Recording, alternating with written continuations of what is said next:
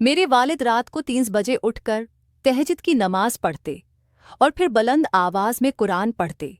वो अपने कमरे में अकेले सोते थे, मगर मैं यह देखकर हैरान होती कि सुबह 5-4 बजे मेरी भाभी अपना मना छुपाकर उनके कमरे से निकलती। उसके बाल बखरे होते, उसके कपड़े बहुत खराब होते। मैं भाभी से उसकी वजह पूछती तो वो मेरे वालिद को बदता देती। कहती कि जब तुम्हारा बाप मरेगा तो उसे कब्र भी जगह नहीं देगी। एक दिन रात के वक्त वालिद के कमरे से भाभी के चलाने की आवाज आ रही थी। मैं भागकर वालिद के कमरे में गई तो मेरा दिमाग चकरा गया, क्योंकि वालिद भाभी के ऊपर। अब भी मेरी आंख कुरान की आवाज से खुली थी। मैंने घड़ी देखी तो सुबह के 4000 बज रहे थे। मेरे वालिद इतनी प्यारी और बुलंद आवाज में तलावत करते थे कि मेरी रोज उसी वक्त आंख खुल जाती। मेरे वालिद शरीफ इंसान थे। उनकी उम्र 60 साल थी। मैं अक्सर वालिद के कमरे के बाहर वाली दीवार पर टेक लगाकर तलावत सुनती थी। एक दिन मामूल के मुताबिक मैं अपने वालिद के कमरे के बाहर बैठी थी। मेरी नज़र एक साए पर पड़ी। मैंने गौर से देखा तो मेरी भाभी उस वक्त वालिद के कमरे में जा रही थी। सब घर वाले गहरी नींद सो रहे थे। मैंने सोचा कि शायद कोई काम होगा। वो वालिद के कमरे में गई तो अंदर से आवाज आना बंद हो गई। मैं वहां से उठकर अपने कमरे में चली आई। मैं अपने कमरे में लेटी यही सोच रही थी कि भाभी इस वक्त अबा के कमरे में क्यों गई होगी। ये सोचते हुए मेरी सुबह हो गई। मुझे पता नहीं चला, मगर आज घर वालों के अजीब रवैये थे। मैंने देखा कि मेरा भाई बहुत सख्त नींद में लग रहा था। मैंने भाई से पूछा कि आपने नींद पूरी नहीं की।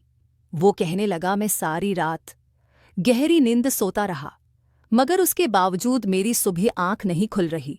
मैंने अपनी भाभी की तरफ देखा तो वो बहुत खुश लग रही थी। उसके चेहरे पर अजीब खुशी थी। मेरा भाई उसी सोच में खोया हुआ था कि भाभी ने उससे कहा कि वो 1 हफ्ते के लिए अपने मैके जाना चाहती है। भाभी की ये बात सुनकर भाई ने बेजारी से देखा। कहने लगा, मेरे पास वक्त नहीं, तुम खुद चली जाओ। मेरे वालिद भी भाभी को अजीब नज़रों से देख रहे थे, मगर मना से कुछ भी नहीं बोले। मैं भी खामोश थी। मैंने अपनी माँ की तरफ देखा तो माँ बहुत परेशान लग रही थी। लगता था कि घर में कोई ऐसी बात हुई, लेकिन कोई भी इस बात को खोल नहीं रहा। कड़ी देर के बाद भाभी ने अपना सामान पैक किया। कहने लगी, मुझे अपनी माँ के घर जाना है। भाई भाभी की बात का जवाब देने के बजाय अपने कमरे में चला गया। भाभी ने अपना बैग उठाया और वो अपनी माँ के घर चली गई। उनके जाने के बाद वालिद अपने अबादत वाले कमरे में चले गए, जबकि इस कमरे में वो सिर्फ रात के वक्त जाया करते थे। मैंने माँ के कमरे में आकर देखा तो वो भी जा नमाज पर बैठी दुआ कर रही थी। इन दोनों की ये बात मुझे परेशान कर रही थी, क्योंकि दिन के वक्त वो ऐसा कभी नहीं करते थे, सवाए उसके कि कोई बहुत बड़ी परेशानी हो। माँ ने मुझे कहा कि तुम किचन में जाकर काम करो। शाम के 4 हज़लावर बज रहे थे जब घर के दरवाजे पर दस्तक हुई। मैंने जाकर दरवाज़ा खोला तो सामने भाभी खड़ी थी। मैंने पूछा, भाभी खैरियत तो है? आप वापस क्यों आई हो? भाभी मेरी तरफ गुस्से से देखकर कहने लगी, क्यों मैं वापस नहीं आ सकती? ये कहने के बाद वो भी अपने कमरे में चली गई। मैंने उसकी आंखों की तरफ गौर से देखा था। वो रो कर वापस आई थी। उनके रोने का सबब क्या था, ये मैं खुद नहीं जानती थी। मैंने भाभी को इस तरह से देखा तो पूछा कि भाभी बात क्या हुई? आप अपनी परेशानी मुझे बताएं, आप ऐसे क्यों रो रही हैं? मेरी बात सुनकर भाभी एकदम से कहने लगी, तुम्हें तुम्हारे बाप का पता है, मेरी परेशानी का पता नहीं। यहाँ कोई भी बोलता नहीं।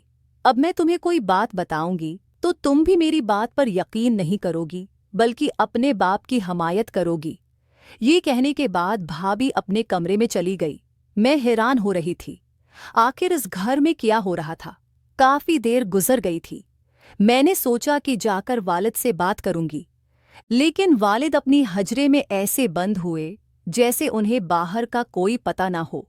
शाम के वक्त उन्होंने हजरे से पैगाम भेजा कि मुझे रात का खाना हजरे में दिया जाए। माँ ने मुझे खाना दिया।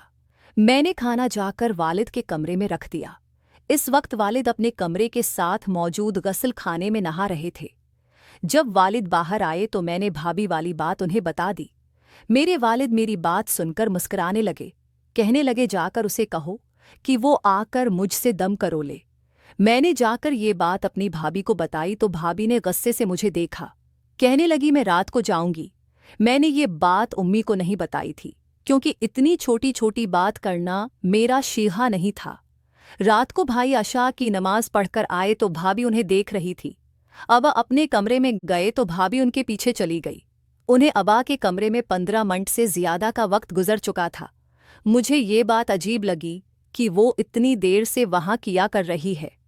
थोड़ी देर गुजरी कि मेरे अब्बा के कमरे से भाभी के चलाने की आवाज़ आने लगी। मैं हैरान हुई।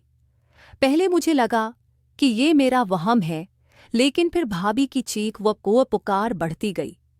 घर के सारे लोग बाहर सहन में आकर खड़े हुए। देखा तो ये आवाज़ अब्बा के कमरे से आ रही थी।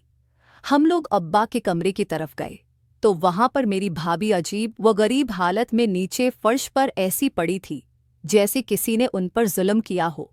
वो काफी देर से तड़प रही थी। भाई पर नजर पड़ते ही फौरां भाभी उठकर खड़ी हुई और भाई के सीने से लगकर रोने लगी, कहने लगी मुझे बचा लो, खुदा के लिए इस दरिंदे से बचा लो, ये बहुत बड़ा इंसान है। ये मुझे बेटी की नज़र से नहीं बल्कि एक बड़ी नज़र से देखता है। मैं ये सोच भी नहीं सकती थी कि मेरे बाप की उम्र का इंसान मेरे बारे में ऐसी बात सोचेगा। मैं चुपचाप भाभी के मुन्ना की तरफ देख रही थी। भाभी मुझे कहने लगी तुम क्या देख रही हो? तुम्हें समझ नहीं आ रहा उस कमरे का माहौल क्या बना हुआ है? तुम्हारे बाप ने मेरी इज्जत पर हमला करने की कोशिश की। मुझे दम करने के बहाने उसने मुझे अपने कमरे में बुलाया था और यहाँ मेरे साथ जबरदस्ती करने लगा। ऐसा इंसान अल्लाह किसी दुश्मन की बेटी को न दे। ये शख्स इतनी बड़ी नीयत का निकलेगा मैंने सोचा भी